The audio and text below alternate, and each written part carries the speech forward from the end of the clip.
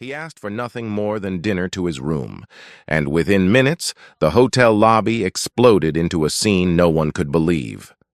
The manager accused him of fraud, ordered staff to seize his belongings, called security, and had him handcuffed in front of guests, phones, and a live stream that captured every humiliating second. She thought he was nobody. She thought she could erase him with a single command. What she didn't know was this. The man she tried to expel was the owner of the entire hotel chain, and her downfall was only seconds away. The revolving doors of the Sterling Crown Hotel spun slowly as Malik Turner stepped inside. His footsteps steady against the marble floor. No entourage, no assistant, no badge of authority. That was the point. He wanted to see the truth without the filter of power. For months, anonymous reports had reached his desk. Whispers of selective service, strange delays, dismissive tones, and front desk staff who treated certain guests as intruders rather than customers. Tonight, Malik wanted proof, and the hotel didn't make him wait long. He approached the counter with the same calm he'd carried for years. "Room service," he said politely. "Turner. Suite 3901. The young clerk looked him over, brows tightening with suspicion. "One moment." He disappeared into the back without a greeting, without checking the system, without the courtesy given to every other guest who had stood at that counter minutes earlier.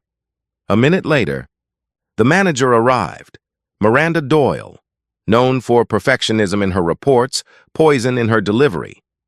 She looked Malik up and down, searching for reasons to doubt rather than serve. "What's your name again?" she asked sharply.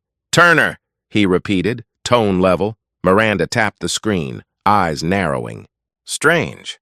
I'm not seeing your authorization." He handed her his card. She took it with 2 fingers, as though touching it were beneath her. She whispered to the clerk, "Flag this."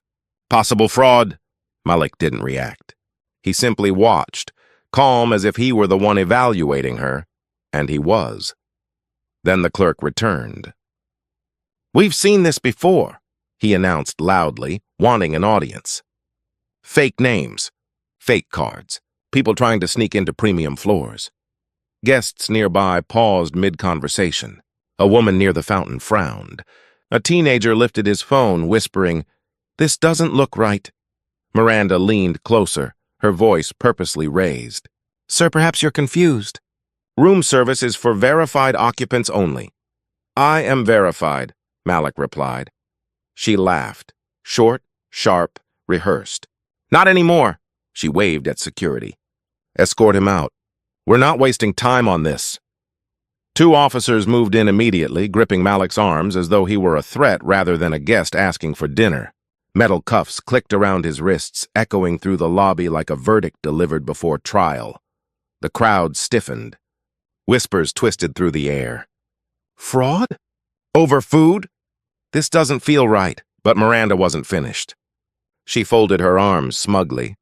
"People like him walk in, demand service, and expect us to bow," she declared, letting the words slap across marble. Some guests gasped. Some exchanged uneasy glances. Others raised their phones higher. Still, Malik didn't flinch. His silence pressed heavier than any argument. He wasn't surrendering. He was recording, not with a device, but with memory. And that terrified the clerk more than resistance would have. "Cancel his suite," Miranda ordered. "Erase the booking. Wipe it out." The clerk nodded eagerly, deleting Malik's confirmed reservation with a single click. He held up Malik's card and receipt like trophies, probably stolen. A woman near the bar muttered, "That's theft," Miranda smirked. "He'll get them back when the police decide he deserves them." Malik inhaled once, long and deliberate. That breath shifted the room. The officers hesitated. The bellhop looked away. Elena, the junior concierge, stared at the screen where his booking glowed clearly. Suite confirmed, VIP override. But fear kept her silent. Phones kept recording. Livestream comments exploded. "This is profiling. He did nothing. Why aren't they checking?" Finally, Malik lifted his cuffed hands just enough to free his phone. One tap. A voice answered instantly. "I'm here. said Rachel, crisp and controlled. Log this moment, Malik said. Activate protocol. Pause. Then, confirmed. Board is being alerted. Internal systems initiating now, Miranda scoffed. You think calling someone is going to save you? You're finished here. But her words collapsed the moment Rachel's voice echoed through speaker mode. Identity confirmed. Suite 301.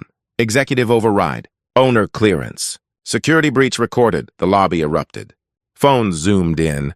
Gasps shot across the floor. The officers froze mid-step. Owner? One whispered, Miranda's face drained.